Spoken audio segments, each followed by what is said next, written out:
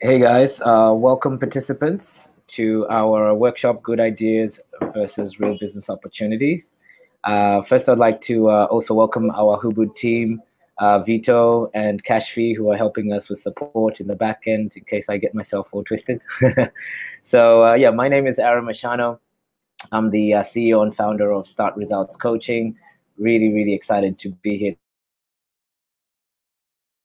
Just a little bit about me. I think if you haven't read the bio, I've been very, very fortunate to work with some of the greats like Tony Robbins, Les Brown, and a few other mentors in my early part of my career for over 10 years. And being Zambian born, this was a huge opportunity that I took when I went to Australia. So since that point, obviously, we've opened up about 4 companies. So I'm a bit of a serial entrepreneur. And I hope you feel when we start the webinar later that I try and talk a lot more from sharing more ideas about how I've moved from big ideas to opportunities and the things you need to look out for. And we'll be looking forward to chatting a bit more in the answering questions at the end of the webinar. So without further ado, let's get started and get into the presentation now. Welcome again. In case you've just joined us, my name is Aaron Mashano. I'm the CEO of Start Results Coaching and your webinar presenter for today on the topic, the 6 ways to stress test your business idea. So let's get straight into it. So as most of you know, if you've been to any of our workshops at Hubud, a lot of people have usually said that my style of presenting is usually politically incorrect. All that just basically means is I've come to find after speaking in front of thousands of people that we can always say what people want to hear, and that could give us a few votes if you're in politics. But in business, most of us these days tend to value honesty and to the point.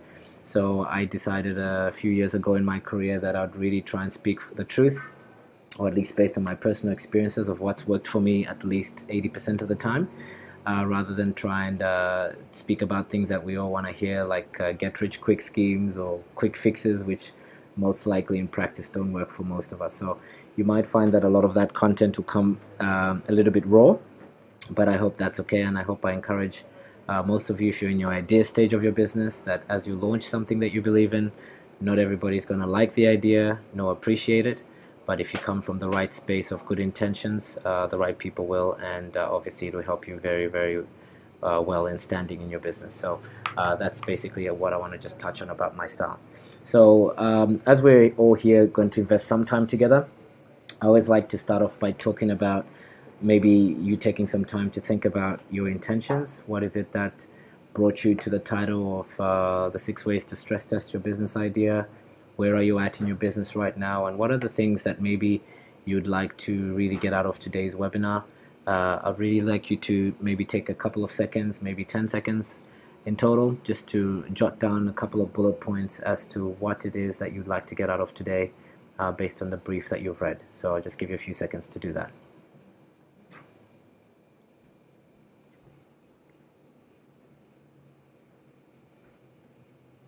Okay, great. So hopefully you've written down 1 or 2 things, like, maybe out of this webinar you would like to get clearer on your business idea, or maybe you'd like to get a simple tool that can help you clarify what idea to execute on, or maybe you're just so confused with so many options and you want to just be able to come out of this webinar with a clear decision of what to do next. So hopefully I can address some of those things, but hopefully you've written down 1 or 2 things.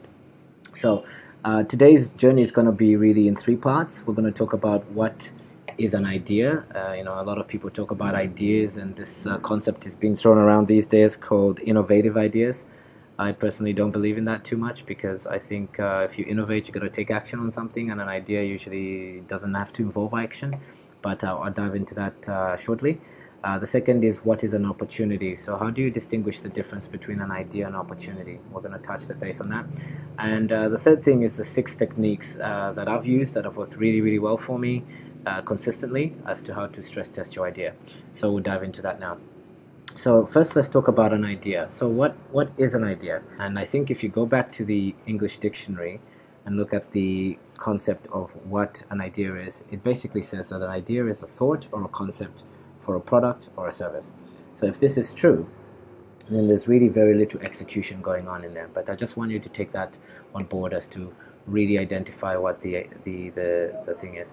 Okay, so now that we've described and defined what an idea is, I'd like to take the opportunity to define what an opportunity is and what's the difference between that and an idea. So simply put, an opportunity has three key ingredients, or four rather. Number one is it actually goes into defining that there is a need for that idea, because all of us can have amazing ideas, like, you want to go to Mars and start planting hydroponics. Oh, in Mars, I mean, great idea. I definitely would be one of those guys to want to do that too. But we're still waiting for SpaceX, right, to create the demand for us to get there and be able to do that. So is there a need in the marketplace for it?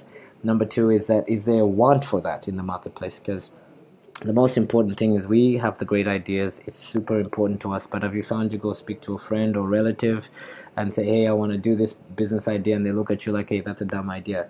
So you have to really test out with other people, is do you think other people want to know about that idea or access it? Number three is, does it actually solve a real problem? And when I say real problem, best example, and I touch on this a bit later, is cancer is very real to most of us. 1 in 3 people are suffering from it in the West. So it's a big problem, and it's on the back of our heads most of the time. I've had a friend personally suffer from cancer.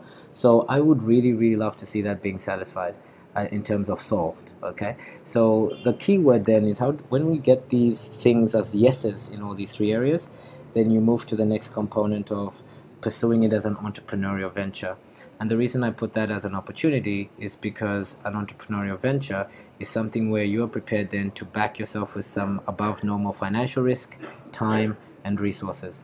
If you can answer those three components and bolt it onto that idea, then, ladies and gentlemen, I think we're going to move it towards becoming an opportunity.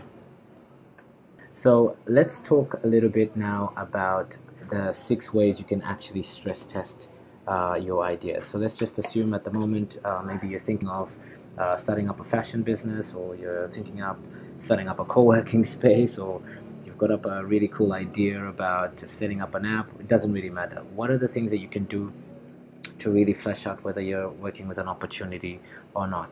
Okay, so let's look at step one. Step one is, I like to call this the primary aim test.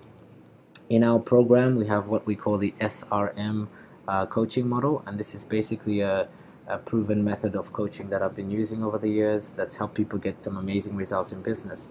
And what I found in the earlier years is I'll dive straight into financials, I'll dive straight into structuring their businesses or going over business plans, etc. And over the period of 6 months to 12 months, a lot of people weren't actually getting a lot of results. And so I had to basically ask myself some hard questions, and I got some coaching on this. But I found that one of the biggest reasons why most businesses actually don't succeed, or at least the ones, the 400 and above clients that I've coached with, is a lot of people don't actually know why they're getting into business clearly. And this is one of the biggest struggles visionaries have, and why most people don't actually succeed. So the big question you need to ask yourself there is it reasonable to assume that this business idea or project can actually fulfill your primary aim? And what we mean by primary aim there is, once the business is actually completed and is running successfully, what would you like that business to do for you? So for some of us, I was probably a very bad employee. I always wanted more freedom to do things, hang out with friends, travel, just do all sorts of extraordinary things with my life. But I found that the job was just kind of getting in the way.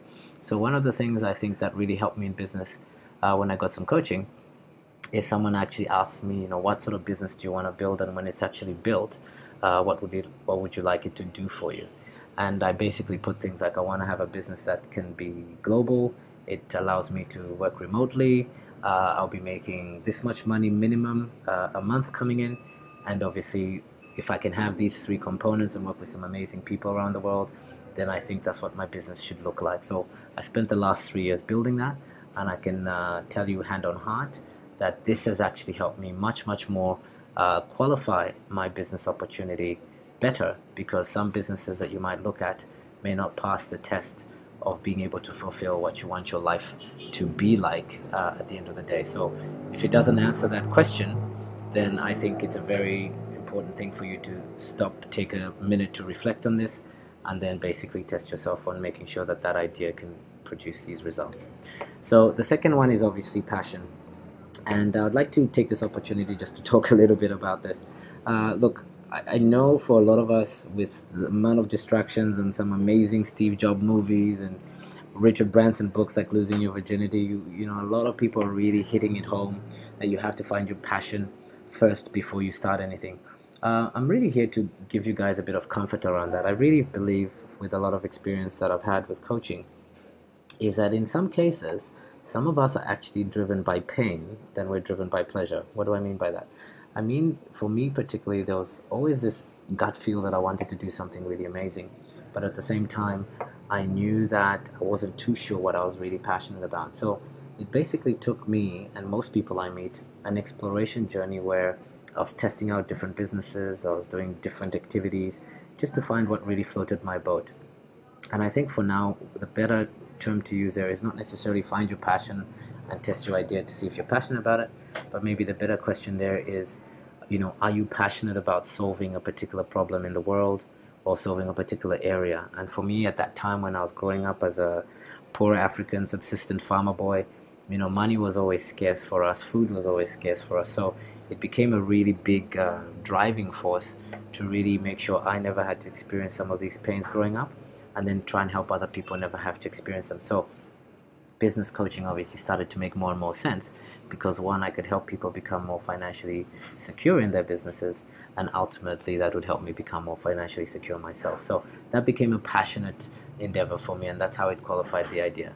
The second one is, you know, are you passionate about solving a potential problem, a business problem, that is? And what do I mean by that is that, you know, there are basically services that everybody needs. You know, some of us need iPhones, we need to travel, we need food, we need clothes, we need so many things.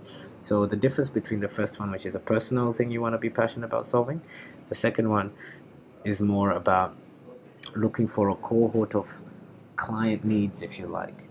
And, you know, if you think about it for yourself, what do you find yourself spending a lot of your money and time doing is usually going to give you an indication of what business problems that you like to solve. So for me, one of the obvious ones, when I looked at my bank balance and my credit card bills back in the days when I was younger, I spent thousands and thousands of dollars and weekends, guys, in Tony Robbins seminars. I bought every package. You know, I'm the gullible guy that gets sucked into all sorts of stupid programs. Big business for them, I'm sure, but look, it led me to where I am now. I was just really, really passionate about personal development.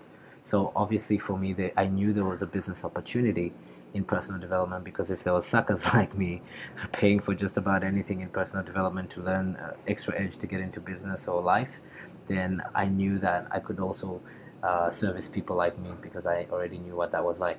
And to be honest, some of you might not know my story, but I actually worked very closely under Tony Robbins, Les Brown, and Brian Tracy, and some of the legends in the personal development industry.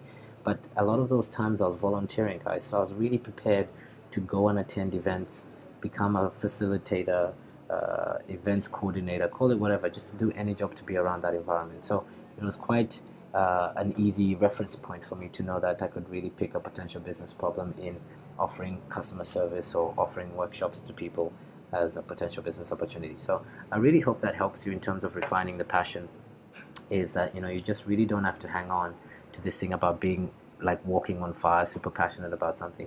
You just need to think about it more like a labor of love. What do you like to labor for love for? And what has that shown up in your life, where you wake up out of bed, easy to do it for free or not? And those areas are probably where you should start building a business, because chances are it's going to take you a while to monetize, but at least you spend the time in the right places.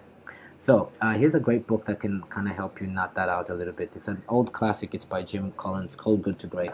And basically, there's only three areas in the book that I really want you to think about, which are quite compelling. Number one is that Jim Collins basically spent, I think, close to a decade researching and interviewing 1,435 companies. That's a lot of companies, to look for what made them move from being good companies into being great, and what made the bad companies basically close down. So one of the things that they found out is that a lot of the good to great companies, all of them by far, the big brands that you know, Coca-Cola, Google, Apple, all these type of companies, they actually were very, very passionate about what they did. Number two is that they chose to be they chose an industry that they could be great in. And this is now connecting back to what I said about the labor of love.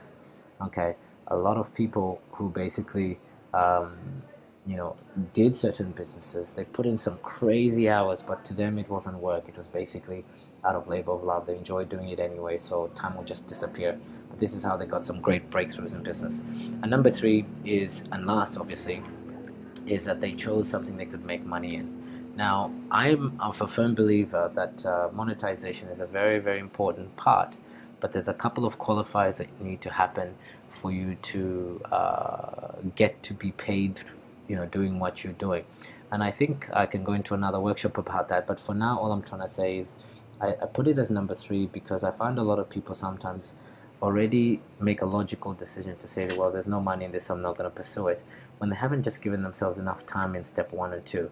I really strongly recommend you dedicate maybe 90 days to your idea, test it out on passion, test it out on whether you're going to be great at it, and then ultimately, if you can do these two things using a couple of tools that we can give you a bit later, you can refine on how can you monetize some of these areas by tweaking or pivoting, that kind of thing. So don't get too hung up on whether you think you can make money in it or not, because chances are, until you really launch, you'll never really know. Okay, so here's a couple of things that might help you in terms of clarifying this. So as I talked about, first is always try and identify what you're passionate about or where you're spending time laboring for love. Yeah, once you can identify at least one or two, three areas, then I think you've got a really better potential about turning that idea into an opportunity. Then number two is step into the skills mastery. There's a great book by I think it was Robert Greene called Mastery. I really recommend you read that book. It just talks about all the great legends we all know in life that we all aspire to be like. All of them, by large, invested about 10,000 hours practicing a particular skill or craft in a particular industry. And basically, by the 7th to the 10th year in their practice, they became legends in their industry because they were just operating at a mastery level. They were masterful about what they did. So I really recommend you start looking at maybe in your past what ideas about your business or what activities or skills are needed in that particular idea that you have that may where you've already spent 10,000 hours. So it could have been like you were an accountant and you liked doing numbers in the past. Even as a kid, you were counting apples, whatever, crazy example. But you're really passionate about that. And over the 10 years, you spent time improving that skill. That's probably a good place for you to qualify that idea again, because chances are when you launch it as a business, it's going to become more qualitative and produce a higher satisfaction level for your customers when you can really produce something amazing.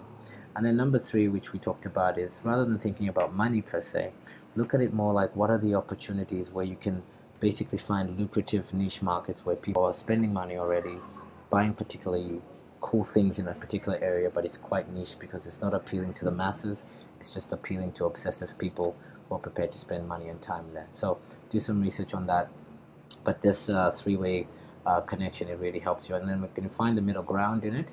That's basically what you're looking for, is what we like to call a lifestyle business, because you need to spend a lot of time doing these things for you to be able to get to a point where you're a master.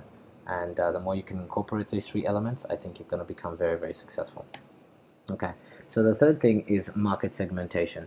Now, I like to keep things simple, as you can see. So I think the best question to ask yourself in market segmentation is, does this idea solve a problem for a large enough percentage of consumers that make it worth pursuing? Very few people answer this question before they start their ideas, and they just basically go into markets like, I don't know, let's just say the opposite to this is I find a lot of people maybe getting into phone apps these days because it's trendy, it's scalable, it's a platform style business. They watch amazing stories like Uber and Airbnb, and they go, wow, that's a business to get into because I can make millions and billions and get seed funding. Even though this can be true, guys, one thing to understand is everybody else is thinking about it that way. So if you've got a great idea for something, don't negate the opportunity of testing out the business off the platforms, if that makes sense. Because what that will do for you, and if you look at even Facebook as a good example, if you've watched the movies, Facebook didn't start by scaling big and going global online.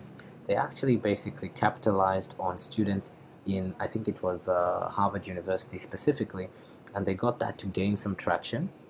And then from there they scaled to other universities, and then from there they scaled on to other opportunities, and that's why they became very, very big. But if you look at their segmentation initially, their large enough percentage of consumers was actually university students. Okay, and this is specifically people interested in socializing on a platform at a university campus specifically. So if you can imagine that journey, I find it's really, really important that you can see it that way, because once you build traction at a small scale, you're most likely to scale to a big enough client base that's worth pursuing. But I would also want to warn you that it's also really important for you not to go for a large or too large a marketplace, like I don't know. I'm trying to think of an example. Let's just talk about maybe Chinese glasses for water. You know, there's everybody can buy those from China. Production is cheap. Anyone can access it. It's really a saturated market. So if you go after that, saying, okay, well, a billion people buy from this, so this is a good market, I think you'd be shooting yourself in the foot, because you wouldn't be able to niche as much. And again, the liquidity of money is not really there, because you're really competing on price with people. So just food for thought for yourself is really think about how large a percentage of the market can you really address for a specific problem to solve, but at the same time look at the liquidity of that market, and can you do it somehow offline as well to test it out before you go online where you're competing with the masses. Okay. Okay, so one of the biggest things I talk about is how do you create high demand? And a lot of people ask this question because they're wondering, if I get the idea, how do I create high demand? Simply put, guys, the bigger the problem that you can solve, the higher the demand you have for it in the marketplace. So the biggest example there is cancer. Cancer, unfortunately, me personally, also, I've been affected by cancer directly. I have friends that suffered from cancer. If you're in the West, I think the statistic is something like 1 in 3 people are affected by cancer or suffering from cancer themselves. So you can imagine the cancer industry has just grown into a $1 billion industry because people are trying to solve that problem. And because they're trying to solve that problem, the people that can come in, there's so many areas of cancer you can go into, because people are prepared to pay the money for it because they're really trying to solve that problem. But what you're looking at is looking at areas where you can niche yourself so you'll be remembered or you'll be remarkable in specific areas that are addressed to the cancer industry. Okay, but what I just wanted to touch on with that as a big demand area is because the problem is so big, cancer being that case, they actually have a potential. If you can really be clear about your message or your idea or opportunity, you can really charge some high income for them. So the best example in the cancer industry would be chemotherapy. Chemotherapy is very, very expensive, but the reason is it's trying to address the fact that they're killing cancer cells, as they say. So whether that's true or not, that's another conversation, but perception, marketing, the way they've positioned themselves is really, really well for that. So that's not a really happy example, but it's just one to really show you how creating high demand is around solving big problems, and for that reason, consequently, you can charge high income.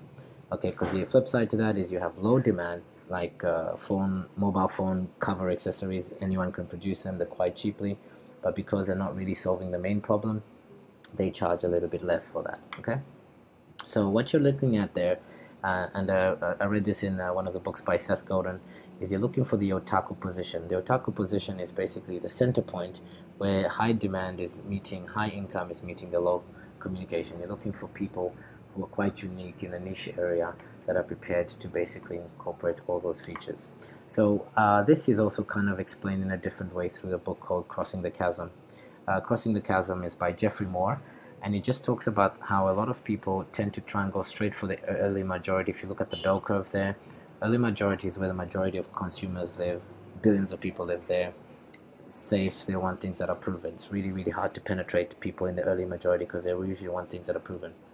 What you're looking for, particularly if you're at the idea stage or the opportunity stage, is you're trying to attract or market to innovators. Innovators are people that are just going to like something unique about you. They like you maybe specifically because you're just a nice person, and they'll try your product at least once. But the beautiful thing with these type of guys is they always want something different that nobody else knows about. Those are the type of people you're looking for in your industry, and most likely they're the ones you're going to succeed with. So the best example I can give you, because I'm a bit of a Star Wars fan myself, is you see this guy in the background here. He's got a Star Wars t-shirt, and he went and bought the Star Wars merchandise, and he went and bought the Star Wars outfit. He's just going crazy with it. So the word there is otaku, and I like this word because it describes um, it's a Japanese term to describe people with just obsessive interests. And I think you've heard of the anime generation in Japan is just absolutely insane. But it's the same thing in Star Wars. I'm a fanatic too, so chances are you don't need to convince me to buy anything new that comes out in Star Wars movies. I'll watch everything just because it's Star Wars. So these are the sort of type of people you're trying to target when you're starting up your opportunity. The fourth technique or hack that you can use is called replicate. And I used to really hang on to big ideas, guys. I used to think ideas is what makes businesses successful, but I've come to find that if you read all the business books, even the ones dating back in as long as time itself, there's actually very similar business models all over the place. Even the new things like Facebook and Google are new innovative opportunities, but the business models have stayed the same. So what's that going to tell you is it doesn't hurt you to take an idea or an opportunity and then look for other companies that might be similar to what you're trying to launch and try and understand them from the type of business model that they have. Because if you can do that, it's just going to help you at least hit that monetization component much quicker. And then the second thing that you need to do while doing that is when you're doing your research on past business models that are similar, is what have they done that's actually worked and where did it not work? Because there's some companies you might not know of, like pets.com had, I think, something like 1 million plus seed funding. I think the highest funding in history. They don't exist and nobody knows about them now because at the end of the day, they were very hung up on the idea, but they didn't really evaluate their business models. You have a higher chance of being successful if you replicate a business model that works, and then obviously keep innovating your ideas alongside it. So one of my favorite artists is Pharrell. You might or might not know him, but he wrote a song called Happy, which just blew up everywhere online. Like, this guy is just phenomenal. Now, if you hear that song, you might go, wow, he's such a genius. But if you listen more into the melodies and the songs that he uses and the words that he uses, they actually are copied from other successful songs that were there before he released that song. But I love what he says because I'm also here not to destroy the creative person in you. Is that he says some people say there's nothing new under the sun, but I really think there's room for creativity, and that's what he did. Is he took all the concepts of things that work in the song industry, and then he recreated them to make a happy song. And obviously, it's been a bestseller and something that has just like totally smashed it in the industry. So I encourage you to think about it the same way. So the fifth thing to do is actually A/B testing. In my opinion, this is one of the most important things you can do to test your idea or your opportunity, because one thing that A/B testing does is it actually takes things from the theoretical or personal interest, emotions point of view, and actually brings it into ground zero, earth playing field reality. And most businesses will probably succeed to the degree that you can build something around the reality of what's happening in the marketplace. Okay, so A/B testing is what it's called, and basically what that is like, for example, if you're looking at a color scheme for your logo, let's just say you're thinking about orange or you're thinking about red, and then maybe you've heard that red means danger, and so you're not sure, and then you're thinking orange is good because Amazon orange works because Amazon's a big company, but you're battling around that because you really think red is good color for you. Now I've got news for you guys. If you do A/B testing in Asia, red is actually a very positive color. You know, the most flags I've met in Southeast Asia actually use red, and the biggest brand, and one of my coaches, Richard Branson, uses Virgin. It's all red, so it doesn't necessarily mean it's a bad thing. It's just for your specific idea, the best thing to do is take out the emotions and take out the procrastination around it. Go and do some surveys online, offline, and just test it out to say, well, if A is blue and orange is B, which one do people respond to positively the most? And whichever one they do respond positively most for your idea, that's the one you should go with, and then test it further to do variations of orange and keep doing A/B testing until you get the right one. So I hope that makes sense. So the tool that I would really recommend you use is this one. It basically just highlights a way to go about your idea. So let's just say you have an idea about something, then you go through talking to your teams or people around you and brainstorm how to get that idea to be validated. So you look at everything I talked to you about, what's the business model around it, what are the colors to use, etc., etc. And then you go into some interviews and you do some A/B testing. You can use Facebook polls, Google does some amazing surveys and stuff like that. And then just talk to other people as well. I really also recommend you go talk to real market. Just go out in the street if you can. It'll be a bit of fun, make a few mistakes, but hey, you're gonna have to get out there sooner or later, so why not start early and just get some feedback from people about what they prefer and what they think you should do about your opportunity. Okay, and then once you get that feedback, I recommend that you take it back up to the chain and then refine it and use what we call MVP, or you're aiming for an MVP, which stands for minimum viable product. So you're looking for the minimum amount of cost, minimum amount of time, minimum size, minimum everything, and say, okay, how can I get this working, and then run it through again and see that people can actually grab it and be attracted to it. Okay, so that's a really, really powerful tool, very simple but easily implementable. So the last strategy that I always recommend, and I think this has been the one second to the A/B testing that has really been beneficial for me, is I'm a big believer in coaching, because the best remembrance of why coaching is valuable for me is when I used to do all sorts of crazy jobs. I did cooking, I did dishwashing, I've done cleaning toilets. My goodness, I've done every single job known to man in Australia. So I've probably even worked for you and cleaned your rubbish. You never know.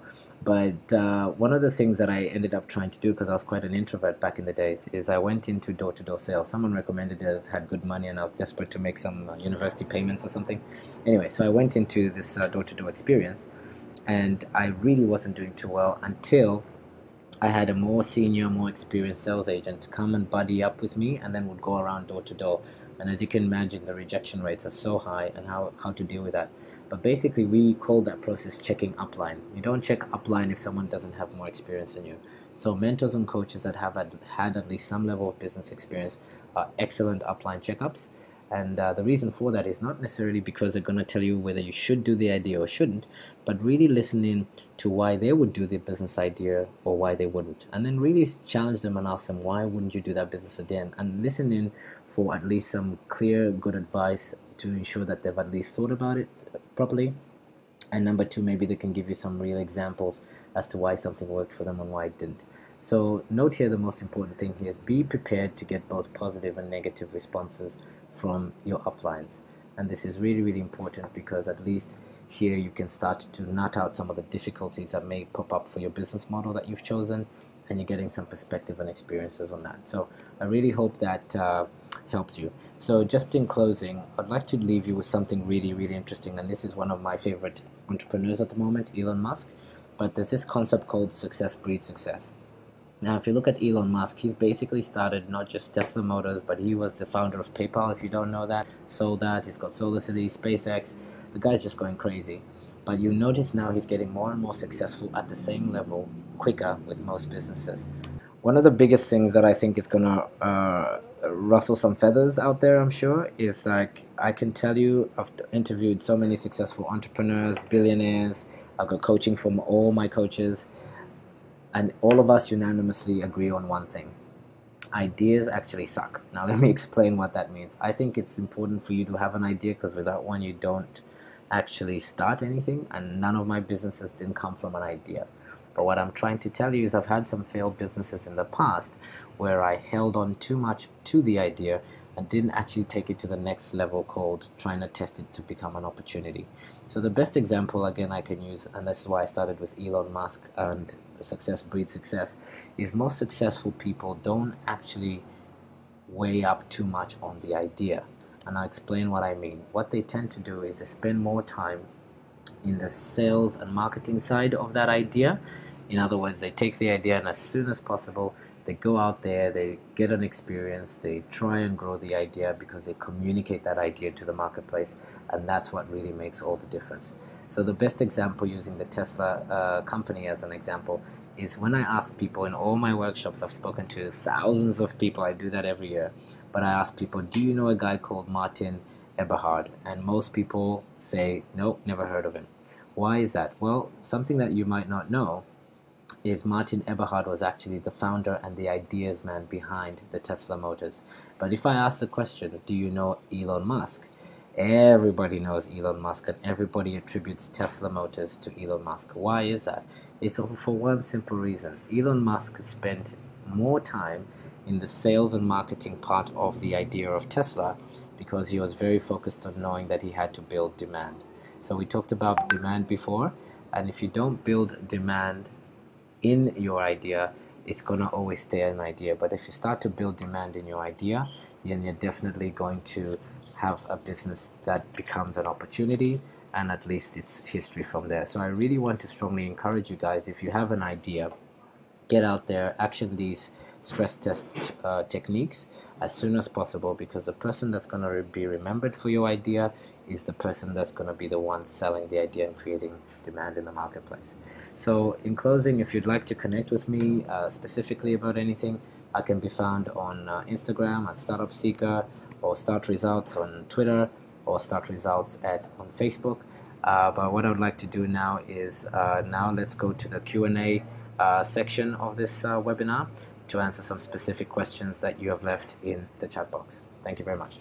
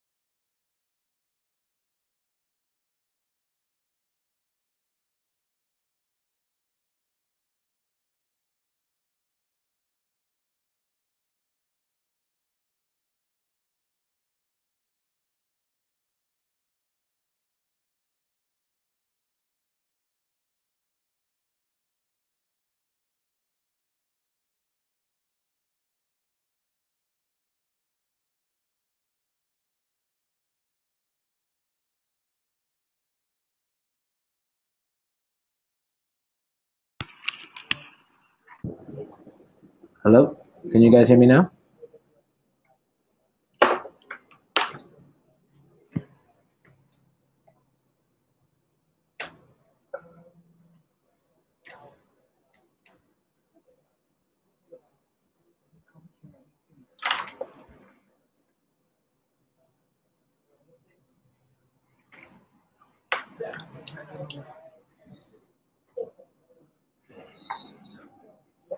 Oh, something happened. You guys can hear me? Yeah, he can. I think when you're recording, can you pull that? Okay. And start talking again. Sorry. That's all right. So Diana can hear me. Watch Tech, you can hear me. Just can't really see myself. Just give me a second.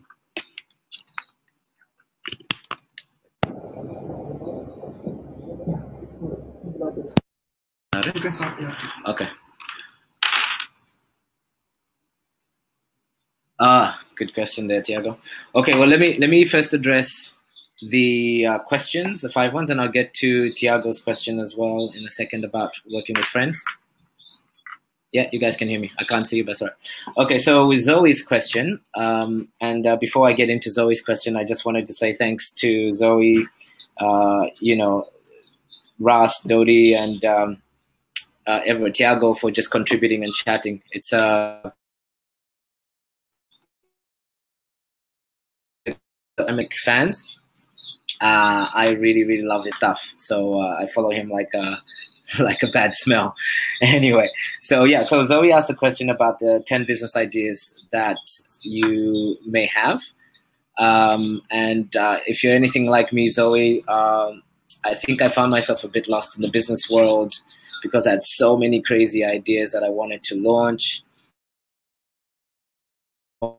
People told me to do that until I actually got coaching from from Richard Branson, sorry, who later told me, like, look, Aaron, I think it's okay to have as many ideas as you want, but the key is to prove to yourself and the world that you can actually launch something successfully. So I'm still a big believer that you have to focus on one idea, but at the same time, what he suggested, which has really worked in good stead for me, is every time I have an idea, I write it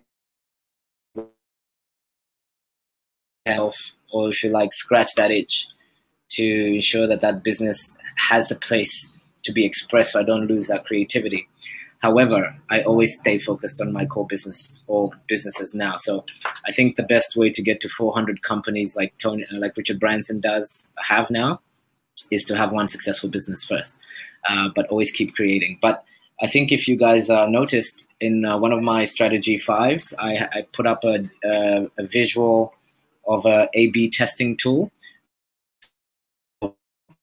I think the big thing, Zoe, is if you can maybe when you get the video recording later, scroll forward to the A/B testing tool, which is strategy number 5. And the best thing there that I always do is I go through that process of getting the idea. Let's just say you have 10 ideas. You take it through a sales funnel. Take it through a process, which involves questioning the opportunity in those 3 areas I talked about. It also talks about the biggest one for me is testing it out with the social market. So the people around you, not just your grandmother or your relatives, but actually people outside that you don't know in your outer network. Test out the idea and say, hey, what do you think about this idea or this idea? And see which ideas most people favor, and then ask them the big question of why. And then just kind of A/B test as many of those ideas as you can until you come up with at least 1 to 2 core ideas that seem to be attractive to people, seem to be opportunities that people go, oh, that's a really good idea. Maybe you should explore that.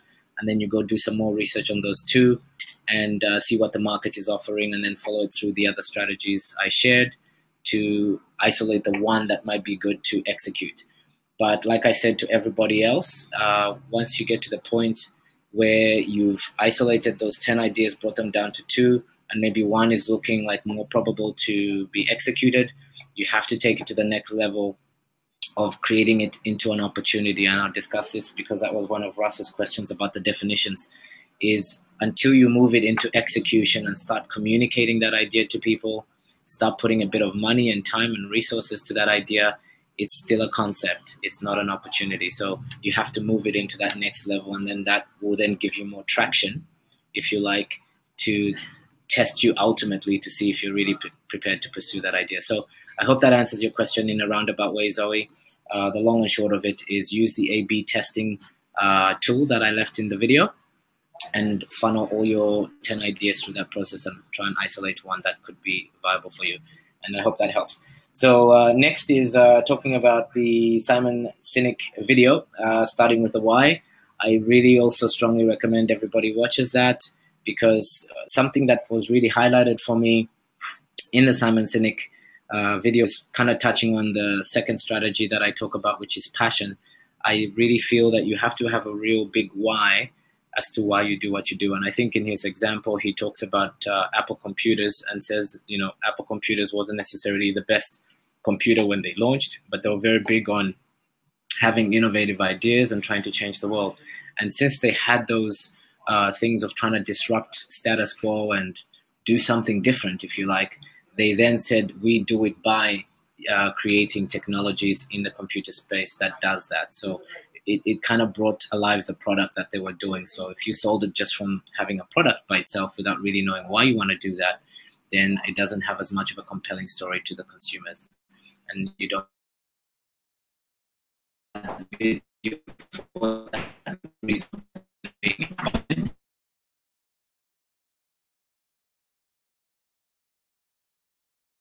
10 things you're passionate about. But the day you go through the A/B testing, and the minute you're prepared to execute on those A/B testings and prepared to fail forwards, I think you have a higher chance of really moving that concept into an opportunity. So just I guess to touch on Russ's question for me, which is defining and understanding the idea versus the opportunity. I just sort of touched on it there with the Simon Sinek story. Is I think when you find your why, and I think when you're looking at as many business ideas as you're thinking about, this is all the idea stage. Ideas by definition are just concepts. Okay, guys? So if you look in the dictionary, ideas talk about concepts. They talk about concepts around an idea or concepts around a product. Okay? I think it's really, really good to start there, but it's not really something that can move it into an opportunity. What moves something into an opportunity is when you start to take action on those things. So the best way I can share with you on that is, guys, I've started so many businesses, I can't tell you, and so many have failed. But the best thing is when I failed quickly with some of those opportunities at a very, very small scale, MVP, minimum viable product, it was easy for me to just kind of, disregard that opportunity as quickly as possible. So I think the best advice I can give you off the bat, Russ, is don't be afraid to try something that you feel you might want to do. And, I have another definition of what a true decision is, but a true decision involves two ingredients. One is taking immediate, which is meaning doing it now and not procrastinating. But number two is, taking massive action. Okay, so if you're prepared to do something immediately and then take massive action on it, you're more likely to see whether it's going to turn into an opportunity or not. But what I strongly, strongly recommend you do there is never start a new idea at a big scale. Always try and do a new idea at the minimum viable product. So meaning, what's the minimum amount of money you can spend on something? What's the minimum amount of time you can spend? And then look at your resources that you currently have and say, can you at least prototype this and launch it as soon as possible? And then you can then be able to validate whether it's a viable opportunity or not. But I really encourage you to do it that way, guys, because at the end of the day, like I said to people in the webinar, I've met so many people. Every time people know I'm a business coach or an angel investor, the first thing they do is to start pitching me ideas. But 9 out of 10 times, most of those people who pitch me these ideas never execute. So it's about the execution part is what moves it into an opportunity. So I hope that really helps clarify the understanding between the two things. A concept is something you can think about, and you can have a million ideas about this, but an opportunity is when you actually execute on it, test it out, and let the marketplace validate whether it's a viable thing or not. Okay. Then over to Dodi. He asked me the question of, is it necessary to brainstorm an idea and measure it using SMART methods? I'm a big believer in SMART methodology to a certain extent. For some of you who don't know, SMART usually stands for, I think, for memory, specific, measurable, attainable,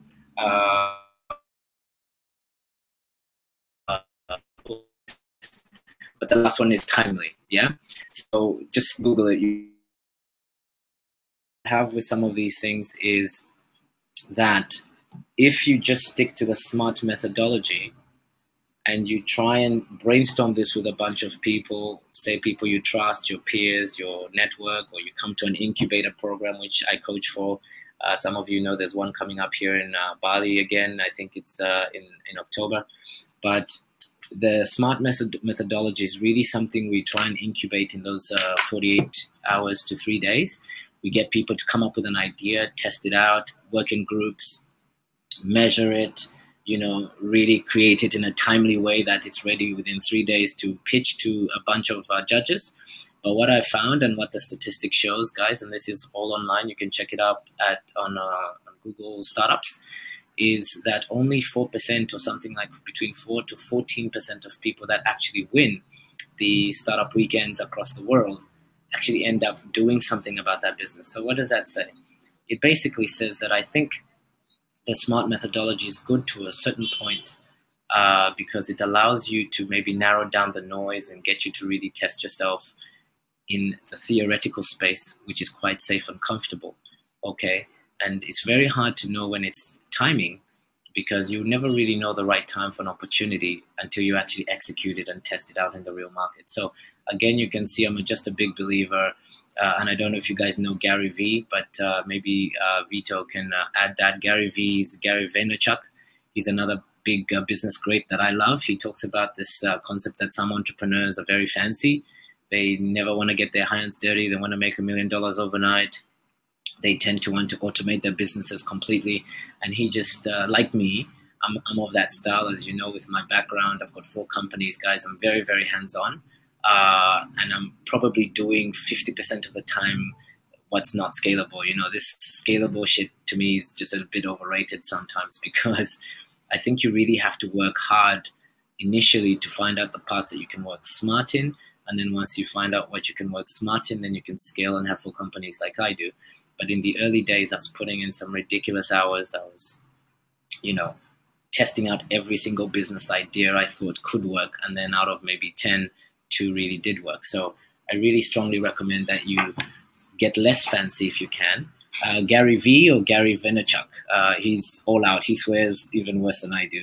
So thanks for asking. So it's Gary V. He's Gary, and then V is VEE. But yeah, he's another business great. But I think we just both agree on one thing is I'm just not a fancy entrepreneur. What I mean by that is I always encourage all my clients, I always encourage anyone that talks to me about ideas is get out there, get your hands dirty, get a couple of knocks on your head, you know, safely. But it's never really more than a knock if you do it in a small scale. So always try and go small with everything that you do. And then once you get good at the parts that are working, you know, synthesize that opportunity and synthesize those ideas, and then execute on the ones that are working, and then start to scale those things. That's what I believe. So you never really know what parts to scale. You never really know what parts are going to be great opportunities until you actually try out the ones that are. I really hope that, you know, in the question about the SMART methodologies, I really believe in it. I think it's a good place to start, but you have to bolt it on to execution. You have to get out there, you have to try it, you have to A/B test it in the live market, and only then will you really move yourself from idea stage into actually an opportunity. Because I can tell you, one of my biggest failures I had was an online business. I was trying to do online shopping and get a cohort of friends to like an affiliate marketing model. This is back in 2000. That was a crazy business idea. But I found that only by doing that, I learned to get my sales and marketing up. I learned to network more effectively. I also learned to isolate and refine my product deliveries. But that business failed. But those 3 things I took out helped me obviously launch my organic cold pressed juice business that I have now. And I'm just a lot smarter at doing it because of those failures from the other A/B testing opportunities that didn't quite work out for me in 2000, if that makes sense. So it hasn't really been a failure if you look at it that way. But my God, I lost a lot of money and time on that. But experiences really helped me be smart methodology action, and I was able to send them into my Nima juice business, and obviously the rest is history. We're doing really well with that. So I hope that answers your question, Dodi, as well, on where smart methodology exists. I really believe in it, and I think you should do it at the beginning. So Tiago, I think, also asked a question. Sorry? Wait, just give me a second. Okay. So last question from Waylin. Let me just check down. Okay, so Waylin asked the question, what advice would you give to businesses who have been around for 80 years?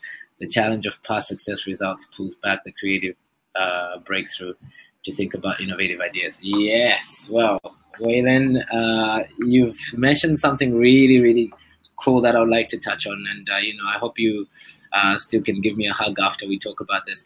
I really go to town on innovative ideas. I personally, and this is just my personal take, I could be completely wrong on this, guys. Don't hate me for it. Well, some of you will, but that's okay.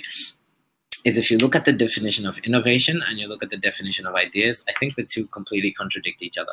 So innovation actually stands for execution. You have to execute something for it to become an innovation.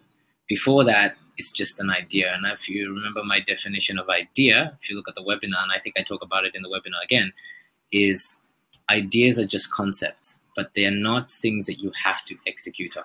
But the minute you go to innovate, you're taking those concepts and then they're moving into innovation, which is actually taking action on those things. So firstly, I would like to say that I agree with you. I think old ways of thinking need to be innovated, but the way they're innovated is by introducing ideas first. I agree with you on that.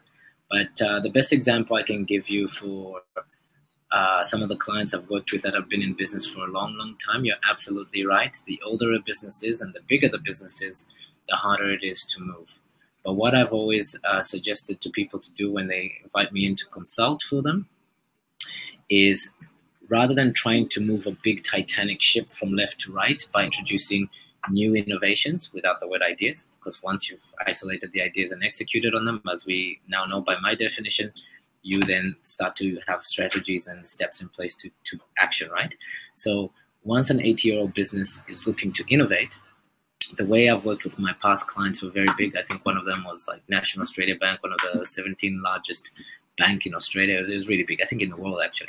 Really big company, is we actually just broke up and created a new division in this really old business, and we used all the innovative strategies and actioned them as a prototype for this big machine. And then once that was tested and it worked really, really well, then we rolled it out into the rest of the business, because it had two things. Number one, it had a proven track record to show all the measurables that were needed to convince the rest of the ship, the big ship, yeah. But the second thing, and I had to report to the board of directors for this, but the second thing is that, Waylon, it wasn't at the cost of the big business, the mature business, because one of the biggest things that old businesses do after 80 years is they stick to what works, right? And some of that is actually really, really good. But if you bring on a new idea and try and execute it across a big organization or a mature business too early, some of those ideas may not work, right? So it's a very risky thing to do, and I don't think it makes business sense. So my suggestion to you in that is to maybe partition or rally for a small segment of the business, or create a new business opportunity, rebrand it, call it a different name, and then test it out on a minimum viable product again. And then once it's tested out and the results are sound, then it's easier to pitch it back to the mainstream organization, because the track records are there, and they might choose to incorporate it into the major company, or you can just become a second deliverable. So I hope that really answers your question about that. So I think that's the last question that we're going to take. But if there's maybe any other questions that you'd like me to answer, maybe I'll take a couple more for the last 2 minutes if possible. But while you're writing those down, I will also